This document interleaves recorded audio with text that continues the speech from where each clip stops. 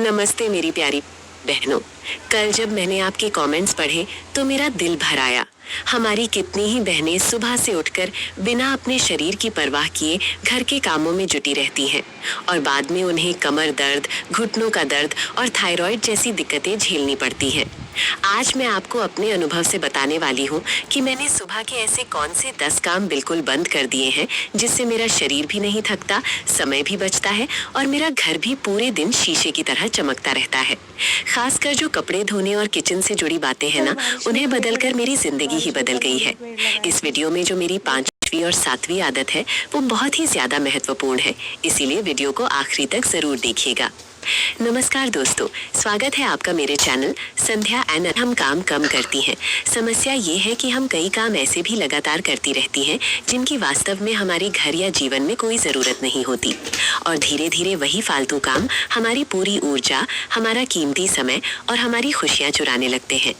मैंने जब से इन 10 कामों को सुबह सुबह करना बंद किया है, मेरी जिंदगी बिल्कुल टेंशन फ्री हो गई है। तो चलिए बात करते हैं पहले काम की जिसे मैंने बंद कर दिया है। 1.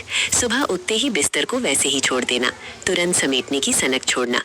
पहले मेरी आदत थी कि आंख खुलते ही बेड से पैर नीचे रखने से पहले मैं चादर तानने और कंबल समेटने लगती थी। मुझे लगता था कि उठते ही बेड एकदम साफ होना चाहिए, लेकिन साइंस और डॉक्टरों का मानना है कि जब हम रात भर सोते हैं तो हमारे शरीर की गर्मी और पसीना बिस्तर में नमी पैदा करते हैं। अगर हम उठते ही उसे तुरंत तय करके रख देंगे तो उसमें बैक्टीरिया और सीलन की बदबू पैदा होने लगती है। अब मैंने सुबह उठते ही तुरंत बिस्तर समेटना बंद कर दिया है। अब मैं उठकर कंबल को हटाकर बिस्तर को खुला छोड़ देती हूँ। कमरे की खिड़की खोलती हूँ ताकि ताज़ी हवा और धूप बेड पर लग सके। जब मैं अपना चाय नाश्ता कर लेती हूँ उसके बाद आराम से सिर्फ 1 मिनट निकालकर बेड सेट करती हूँ। इससे बिस्तर की फ्रेश रहता है और सुबह सुबह की भाग दौड़ भी बचती है। 2.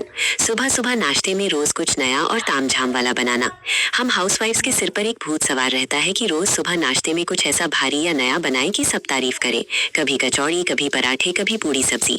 इस चक्कर में सुबह का 1.5 घंटा सिर्फ नाश्ता बनाने और फिर उसके भारी भरकम बर्तन धोने में निकल जाता था। सुबह ही इतनी थकान हो जाती थी कि दोपहर तक कमर काम करना बंद कर देती थी।